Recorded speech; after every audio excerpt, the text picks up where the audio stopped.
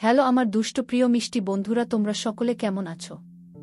আশা করি তোমরা সকলে অনেক ভালো আছো। বন্ধু, আজ তোমাদের মাঝে নিয়ে আসলাম নতুন একটি লাগালাগির গল্প। বন্ধুরা, গল্পটি শুনলে তোমাদের দাঁড়িয়ে যাবে, তোমরা হাতের কাজ করতে বাধ্য হবে। তাই ভিডিওটি না টেনে শেষ পর্যন্ত গল্পটি দেখুন। চলুন বন্ধুরা, আর কথা না বাড়িয়ে গল্পটি শুরু করি। ফাতেমা চৌধুরী মাথায় হাত দিয়ে বসে আছেন। রহিমা আইস ব্যাগটা নিয়ে দৌড়ে এলো, মাথায় ঠেসে ধরল সাথে সাথে। এত জোরে রেখেছে মনে হলো ফাতেমা চৌধুরীর মাথার খুলি খুলে পড়ে যাবে। ব্যথায় চোখ মুখের আকার বিকৃত করে পুরো বাড়ি কাঁপিয়ে চেঁচিয়ে উঠলেন, রহিমা বা ইদ্দানি, এইডা কি করছস? মাথা ফাটাই লাইছস আমার। ওমাগো, চামড়াক শেপ ইরা গেছে মনে হয়। সরি আম্মা, আমার ভুল হইয়া গেছে। আমি চিন্তা করলাম আপনার মাথা গরম, তাই ঠান্ডা করবার জন্য বরফ লইয়া আইছি। আর ভুল হইব না। মাইয়া বিয়া দিয়া নানি হইয়া গেছ, এই বয়সে তোর আবার ভুল? নিকুচি করলাম তোর ভুলের। ফা জিল বেডি সর এনতে। সহ্য হয় না তো গো কাউরে। কোনকু নজর যে পড়ল আমার বাড়িটাতে। রহিমা মুখ বাকিয়ে ফাতেমা চৌধুরীর আড়ালে আবডালে ভেঙচি কাটল। চাপা স্বরে বলল, বুইরা বেডি নিজে বাড়িতে অশান্তি ডাইকা আনছে, আবার চাপা ছাড়ে কার কু নজর পড়ছে। বিয়ে না করলে মনে হয় জোর কইরা করাইব। জমের মতন ভয় পায় তুর্য বাবারে। মুখ ফুটে কিছু কইতে পারে না, সারাদিন খালি বিলাপ করে। শাশুড়ির চিৎকারের শব্দ শুনে ড্রয়িং রুম ছেড়ে তড়িৎ গতিতে ছুটে এলো ত্রিহা ও মেহরিমা দুজন। রহিমার দিকে এক নজর তাকিয়ে ইশারায় জিজ্ঞেস করল, ত্রিহা কি হয়েছে? রহিমা এমন ভাব করল যেন কিছুই জানে না। মৌনতা পালন করাই এখন তার বৈশিষ্ট্য ও মুখ্য কর্ম। মুখে কু লুপ এঁটে দাঁড়িয়ে আছে ঠাই। মেহরিমা উদ্বিগ্ন কণ্ঠে জিজ্ঞেস করলেন, কি হয়েছে আম্মা? প্রশ্নটা মাথা ব্যথার মাত্রা দ্বিগুণ করে দেয় ফাতেমা চৌধুরীর। তিনি আফসোসের স্বরে বলতে লাগলেন, আমার দুইটা বলিষ্ঠ শরীরের নাতি আছে বাড়িতে। আমি কি এখন তাদের বাচ্চা কাচ্চা না দেখাম রে যাইতাম বউ? এ কেমন অবিচার আমার সাথে? শাশুড়ির ভংচং কথার মানে বুঝতে বেশিক্ষণ লাগল না দুজায়ের। দুজনেই নীরব বা ক্রুদ্ধ হয়ে পড়ে। তাদের চেহারা দেখে ফাতেমা চৌধুরী লাঠি করে ধরে দাঁড়ালেন। থুমথমে কণ্ঠে বলে উঠলেন, আমারে ড্রয়িং রুমে লইয়া যাও বুড়া, আর ডাকো তোমাদের দুই পুত্রকে। ত্রিহা ও রহিমা ধরে ফাতেমা চৌধুরীকে নিচে নিয়ে আসলেন। পায়ের হাত ডিক হয়ে গিয়েছে ওনার, সিঁড়ি ভাঙতে কষ্ট হয় বেশ। সোফায় বসে দীর্ঘ নিঃশ্বাস ছেড়ে বললেন, তুর্য কই বউ? মেহরিমা নিচু স্বরে জবাব দিলেন, ছেলেটা ঘুমোচ্ছে আম্মা। সন্ধ্যা হয়ে যাইতেছে, এখন ঘুমোচ্ছে। মিছেমিছি অসুস্থের বাহানা ধরে ওরে চট্টগ্রাম থেকে ঢাকা মুখ করলাম পরে পরে ঘুমানোর জন্য। এলো 3টা দিন, অথচ গত 2 দিনই বাহিরে কাটালো। যা করতে হবে জলদি করতে হবে। কথাটা বলতেই হবে ওর সামনে। ডাকো ওরে। আপনি ডাকেন আম্মা, আমি পারব না। সোজাসাপটা স্বগোক্তি মেহরিমার। তুর্য রাগ ও গম্ভীর মুখটাকে অনেক ভয় পায় এ বাড়ির সকলে। বিশেষ করে ফাতেমা চৌধুরী একটু বেশিই আতঙ্কগ্রস্ত হয়ে থাকে এই বুঝি। তুর্য রাগে ক্রোধে চৌধুরী বাড়ির এক একটা প্রাচীর ভাঙতে শুরু করল। বাড়ির এক একটা সদস্য তার রাগ সম্পর্কে অবগত। তাছাড়া পাগল অবস্থায় আড়াইবছর যা করেছে তাতে সবাই ভীত সন্ত্রস্ত হয়ে থাকে তুর্যকে দেখলেই। ফাতেমা চৌধুরীর কণ্ঠস্বর কেঁপে কেঁপে উঠে, কি কও? তোমার পোলারে তুইমি ডাকো। তোমারে তো কিছু বলবে না। তার আগে ওই অহমিকা না টহমিকা ওরে কল দাও এখানে আসার জন্য। আর চিন্তা করতে পারমু না। করতে করতে মাথা ব্যথায় ছিঁড়ে যাইতাছে। ওদের একটা গতি না করে শান্তি পামু না আমি। ত্রিহা আর চোখে মেহরিমার দিকে তাকায়। ফোরন কেটে বলে, আম্মা, এটা কি উচিত হবে? তুর্য বিবাহিত, ওকে এ বিষয়ে অজ্ঞাত রেখে আরেকটা বিয়ে? ত্রিহা! সঙ্গে সঙ্গে চাপা গর্জন করলেন মেহরিমা। ঘটনার আকস্মিকতায় ফাতেমা, রহিমা সবাই হতভম্ব। ত্রিহা চমকাল না। এটাই যেন হওয়ার ছিল। মুখভঙ্গি স্বাভাবিক, নির্লিপ্ত। ক্ষমা করো আপা, কিন্তু ছেলেটার কাছ থেকে লুকানো ঠিক হচ্ছে না। তুর্য যদি কখনো জানতে পারে ও বিবাহিত, বিয়ের পর দিন ওর বউ পালিয়ে গিয়েছে, তাহলে কি হবে ভেবে দেখেছ?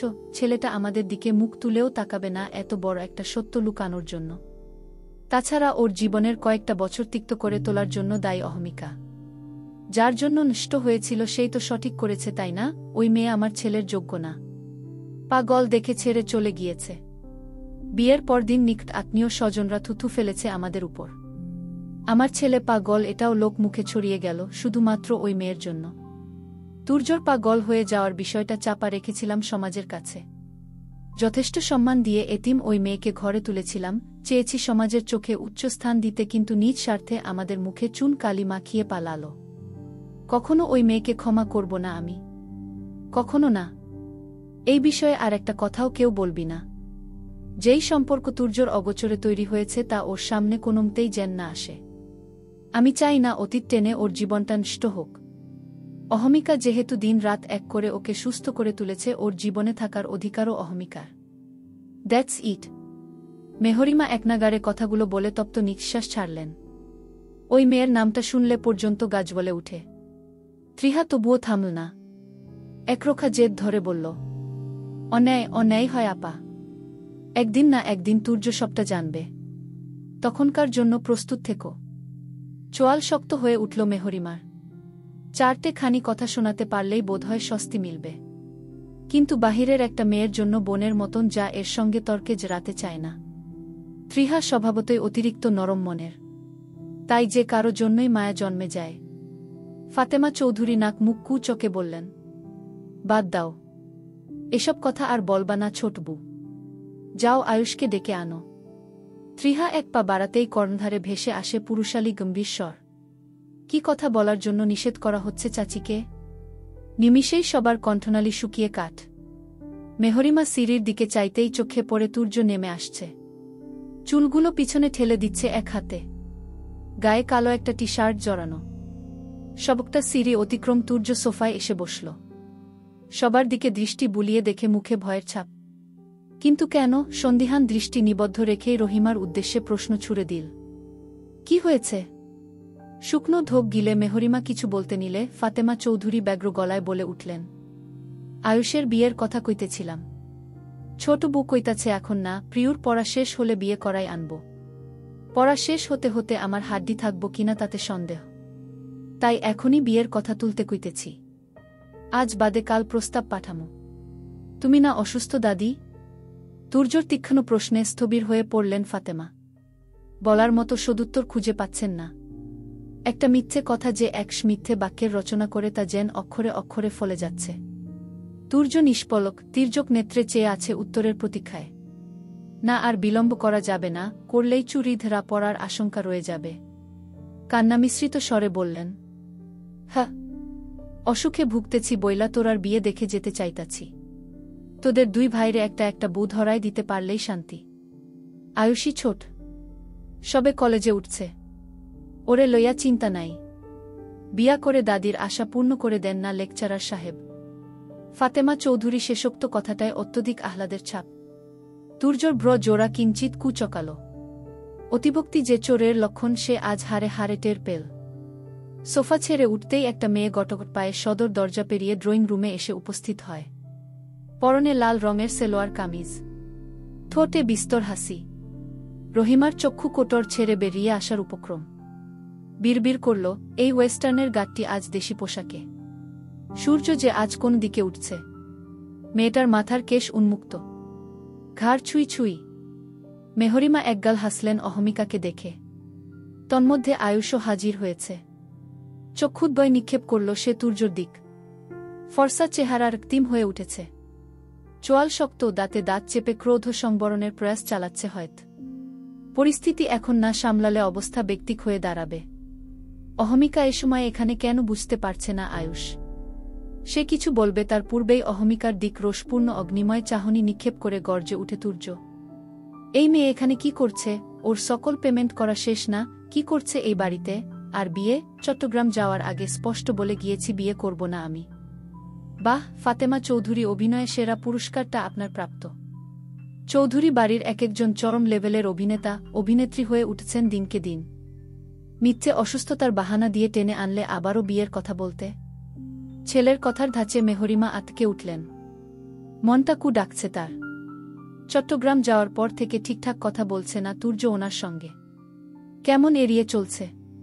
তুর্য সব জেনে যায়নি তো? না না, জানার আগে অহমিকার সঙ্গে জুটি বেঁধে দিতে হবে, এবং জল বেশি দূর গড়ানোর পূর্বেই। তার দৃঢ় বিশ্বাস অহমিকার সাথেই সুখী হবে তুর্য। যে বিপদে থাকে সেই সারা জীবন পাশে থাকা ডিজার্ভ করে। অহমিকা ভুল করেছে, প্রায়শ্চিত্ত স্বরূপ নিজের সবটা দিয়ে তুর্যকে সুস্থ করে তুলেছে। তাই ওনার চোখে অহমিকাই সেরা।